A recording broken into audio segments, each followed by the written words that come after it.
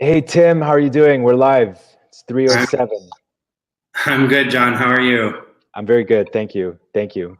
Um, cool. So today is day 5 wrap up of our email course, and we're talking about data and analytics and where to find it, how to use it, how to interpret it, and yeah, how to decipher it, how to break through the analytics tools that everybody has access to.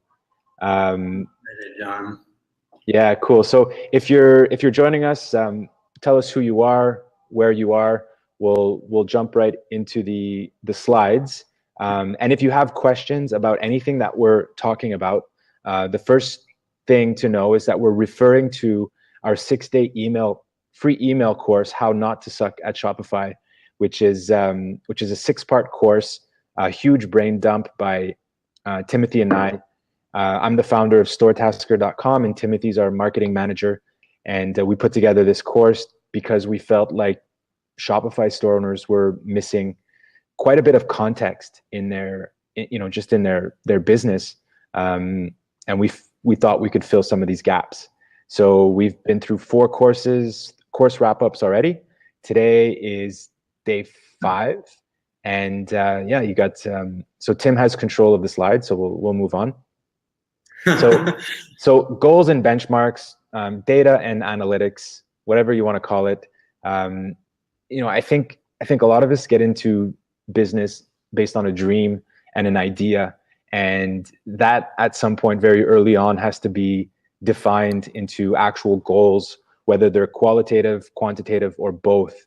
And in the past 10 years, we've been blessed to have all these tools, maybe even too many tools to gather all this data, and today we're going to kind of break that down for you. So I imagine a lot of you are in the first year of your Shopify store, and you have some idea of your goals, your KPIs as a company. Like what are you measuring the health of your e-commerce business by? Do you have numbers and beacons to measure success with? And if you don't, I think the first thing that you should do, and it's a quite an easy exercise, is write down some of these goals, whether they be quantitative or qualitative, and we'll give you some examples of those on the next slide. Now, it's important to know that your goals and your plans can change over time, but it's important to have them and have something to work against, and they can change. So some typical KPIs in an e-commerce business will be revenue. Quantitative KPIs will be revenue, profitability, conversion rates. There are plenty. You can easily overwhelm yourself with too many, but these ones are examples. And then there's qualitative goals like brand awareness, recognition, customer loyalty. And I think these qualitative goals can be in your mind, but they're easier to define once you get some traction and some momentum in your business. So yeah, those are just examples of quantitative and qualitative goals. Um, Again, if anybody has questions about KPIs or anything we're discussing, let us know. So let's jump into the what I call the meat and potatoes. So measurement tools. So we have all this data around us. How do we first? What do we prioritize? What are the tools that we have available? So we'll go over a few of them today. The first and most important tool is Google Analytics. I think whether you have traffic or not, it's it's almost like a prerequisite to have Google Analytics installed. It's very easy to get it installed and set up, and you can start tracking. Now, some of the more important things you'll be looking at in Google Analytics are website visits, referring sites, where the visits are coming from, entry pages, popular pages. Eventually, when you start to get sales, setting up goals to measure conversion rates. Bounce rate is a huge one. Bounce rate is the I think it used. I'm pretty sure that it's the number of the percentage of visitors that bounce within 6 to 8 seconds. Um, and you also get other data like what kind of blog content is working well for you over time, how people are finding you through organic search, so SEO. And I think that the biggest takeaway on having Google Analytics set up is really to be able to understand what's working and double down on that, and also understand maybe where you're spending money and it's not working, and kind of stopping that and refocusing your energy and your money into the right direction. A lot of people underestimate the power of data, and that's it. Basically, it allows you to make decisions. So in our course we highlight a link that allows you to set up templated dashboards in your Google Analytics. So it's easy to get overwhelmed by this, but we have this resource that allows you to just grab templates and install them directly into your analytics. And depending on who you are and which role you play, where you're spending marketing dollars, these templates can really help at least get you started with understanding the different widgets that you can see when you log into Google Analytics. You can have a broad view, like the general site health. You can have, if you're doing a lot of effort on Facebook and Instagram, you can have a social media focused dashboard. If your main way to drive sales is through email marketing, you can have the template that's focused on that. Equally, an SEO dashboard. We gave you guys a resource for this also. And then there's also the mobile e-commerce dashboard. So these are actually just 5 examples of hundreds of Google Analytics templates that are available. Usually they're free, and we have a resource where you can get 6 or 7 of these in the course. If you have a marketer on board that's handling your marketing, then through social media, then he or she might be set up with a social media dashboard. And this is a good way to start, and you can modify it over time based on what you're looking to measure and how you're tracking against those numbers. Next slide. Yeah.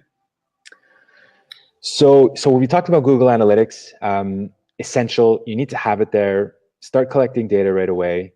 But within your Shopify dashboard, Shopify also gives us access to quite a few reports. Now, it varies depending on which Shopify plan you're on. I know that on the advanced plan, there are a few more customizable reports that you have access to. But overall, it's giving you access to your finance, your sales, traffic, acquisition. It's a bit of a simplified version of Google Analytics, but I think it's important to be looking at both. And Google Analytics will have a little more depth to it, especially if you're on the basic plan. If you're on the advanced plan on Shopify, then you'll have quite a bit of access to data, but still they're still very different tools. Now, what I like specifically in the Shopify space are these two platforms that actually leverage the data coming into your Shopify store. And one of them is Compass. Compass is an analytics app that will kind of pull data, measure you against industry benchmarks. And not only that, it presents to you solutions on how to improve or fix your KPIs based on what they are. So if it shows you that you're struggling with your conversion rate, it will, and you're in the fashion industry, it will pin you against the average conversion rate for other Shopify stores in the fashion industry. And if you're, let's say, 2 or 3% under the benchmark, then it will give you apps and ideas and services refer to help you fix that. Amazing platform. I love it. It has a free version, and it just extends the capacity of Shopify reports. There's also another one called Order Metrics. I also like it. I haven't used it as much, but the idea is the same. And these are 2 amazing apps with Shopify integrations that I recommend people looking at. I think, Tim, can you push over to the next slide? Yeah. So, for sure. So before I hand it off to you, Tim, I just want to say, so you have all these tools available to you, and I think what's important is going back to the beginning and really defining those KPIs that you want to measure success against and really work towards. Now, I'll let Tim take over from here, but it's important to to really stay focused and not get overwhelmed with these tools. Tim, go ahead. Yeah, sure. Thanks, John. So this is a section that I'm like, it's kind of my baby. I love it a lot. So we're going to talk about Facebook ads, and it's something that I find really interesting. And kind of like not everyone who runs a Shopify store, who's into e-commerce, is necessarily going to be advertising on Facebook, but you're probably advertising somewhere. And wherever you're advertising, there's going to be some sort of metrics that you're going to be looking at. There's going to be analytics. You need to know how to understand them. But also you need to think about like what your actual goals are. So going back to the beginning where we talked about KPIs, like your goal might be brand awareness more than anything else, or maybe you just want to make a ton of sales. Whatever like your top goal is, that's going to influence how you look at your Facebook ads and what like is the most important for you. So it's important to choose campaigns that are in line with that, and you can use the analytics to track your success. So we have this idea of vanity metrics. Vanity metrics are metrics that you don't. Yeah, we just lost your video quickly. Maybe you can toggle back on. Maybe not. Sorry to interrupt you. No worries, no worries. Check and see if that's working. Not yet, but it's okay. It's okay. Keep going. It doesn't really matter. We can hear you well, anyways. All right. Well, I'm glad that the audio is there. So vanity metrics, like I say, are metrics that are nice and fluffy, but they may not necessarily be what you're mostly focused on. So for a lot of people, that's going to be your followers and your likes, and it could even be your traffic. In fact, for a lot of people, it's probably your traffic. And then your more important metrics are going to be like your return on investment. So we'll go over that as well. So let me just change slides. So you've got your ad impression metric, which is how many times your ad was viewed by a potential customer. Your ad frequency is how many one customer saw it, how many times on average one person saw it. Your ad clicks are how many clicks you actually got. Your click-through rate is how many clicks versus how many people saw it, how many impressions there were. Your cost per click is how much it costs you to get a click to your store. And then your, sorry that I lost my place. Your cost per conversion is a really important metric as well. That's how much it costs for you to get one conversion. Your relevance score is also really important because Facebook is not going to show an ad that's irrelevant to as many people. So you want to make sure that you're checking the relevance score on each ad that you do. Make sure also that you're viewing your charts in your analytics and that you're actually checking the performance, the demographics, and the placement. So performance is great because it will show you like how well your ad is doing over time. So you can see dips in your ad's performance and modify it or turn it off or refresh your copy or whatever. The demographics is going to show like if everyone who is a female and 65 or over is clicking on your ad and buying right away, then that's some information that you want to know and maybe tailor an ad specifically towards that demographic. And then the placement, you don't have to rely on Facebook to automatically place your ad. You can look at the placement, run an ad to test it, look at the placement, and if it's only showing up, like you're only getting results from Instagram, then only advertise to Instagram. Or if you're only getting it in the newsfeed, then only put your ads there. So let me see. So in summary, you want to be measuring your progress whether it's through Facebook ads, Google Analytics, whether it's on your dashboard or your Shopify reports, you're going to be measuring the progress and make decisions based on the data that you collect. And even if the tools are sometimes hard to understand or it can be a bit overwhelming, you want to stay focused on what's important to you and your business, no matter what. Yeah. So there's some links on this page. You've got the Moz guide. You've got your analytics economy. We're also going to talk about Compass and order metrics. So Tim, these links are they in? They're in the course, right? And these are all in the course. Yeah. Yeah. Okay. Cool. Yeah, I think in summary you're right. Like it's really about these tools can easily get overwhelming, and a lot of people will ignore them. But even if you have no traffic or you're just getting started, I think it's worthy of some of your attention, at least to set up what your goals and benchmarks are. You know, what your KPIs you're tracking to are, even if you have no traffic and no sales, because as soon as you start getting traffic and sales, or you start spending money on Facebook, I mean, you're gonna need data to make good decisions.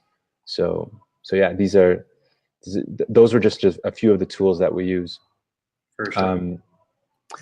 So if there's no questions, actually, Tim, there's a couple of last lines on the previous slide. Oh. Do you want to go over those, and then I'll talk about what's coming up for the course next week? Yeah, for sure. So make sure that you check out the 6-day email course if you haven't already signed up for that. We've got the link for it there. You can also post a job or request a 1-hour consultation on Storetasker. And there's just a couple other things that I wanted to mention before we head out. Make sure to follow us on Facebook, read our blog. There's also the Shopify Entrepreneurs community on Facebook. If you're seeing this on YouTube, be sure to like, comment, and subscribe. And the link to the course, I will get that for you right away. Yeah, it's on the slide, but it's not in the chat. Thanks, Ali. It's on the registration page, but I will just find that real quick. Ali, let me ask you, what tools do you use to track? Are you using anything above or outside of Shopify reports and Google Analytics? If you heard that question, you can answer. Google Analytics and Shopify, that's it. Yeah. Are you using Facebook ads as well, Ali? Or not yet? You tried Compass? Yes. Too much to handle? It can get a little bit overwhelming. Yeah. Yeah. I think it can be overwhelming. I what I like about what they do is they present benchmarks, and they at least they give people solutions. I think in analytics, analytics and Shopify reports, there's the data, but there's no actionable solutions. That's what I like about Compass. And yeah, he asked you, Ali, if you if you run Facebook ads. Do you have any questions about Facebook ads or about the reports that you're seeing? Because I would definitely be happy to answer any questions related to that. Okay, she'll if she has them, she'll put them there on the side, and we can jump on to the next slide. I do, and 95% of her traffic is coming from Facebook. Yeah. Yeah, I'm just gonna send you my email so you have that. Okay. Yeah, I also like the resource Moz, the Beginner's Guide to Google Analytics. It's very similar to the Beginner's Guide to SEO. It's very in depth, and it's good even if you're not running the marketing or the data. These are good training tools for people that are in your company. And I never mind bringing on fresh, young people or fresh grads or people that don't have experience, especially in the marketing role, because all you need is some curiosity, and there's so many resources out there to train people up. Often it's just about execution, and busy store owners don't have time to even execute or experiment. So I think in all honesty, this is what Tim is helping us with at Storetasker, and it's working out really well. He gets to deep dive into some of these marketing channels, and we discover, we learn, and we adjust. So yeah, there's tons of resources out there. Let's just, yeah, Ali, I can give you I know, yeah, Google AdWords. I have a couple of resources. You probably heard Susan talk about the traffic booster. I think that's a great place to start. It's by Storya. I think that's how you say it, storya.com. I can find the link for you right after. They have a nice little automated service that helps people get into AdWords. And I know your store, Ali, and I think Google is Google AdWords would be something worthy for you to look at. There's another platform called Optio. I know that one, so I'll just write it in now for Google AdWords. Optio.com. And traffic. I don't have the link for Traffic Booster, but I'll just write it in case anybody else comes in later. It's just a nice little way to get started. Google AdWords, to be honest, is a little more intimidating than Facebook Ad Editor. However, the Facebook Ad Editor is changing a lot faster than the Google AdWords platform. So yeah, and I think in terms of AdWords, yeah, I'm not sure how. I haven't used it, but I like Susan has good things to say about it, and I like the team behind it. But what was I going to say? Yeah, I was going to say AdWords can be intimidating. The most important part of AdWords is actually data related, and that's the keyword research part.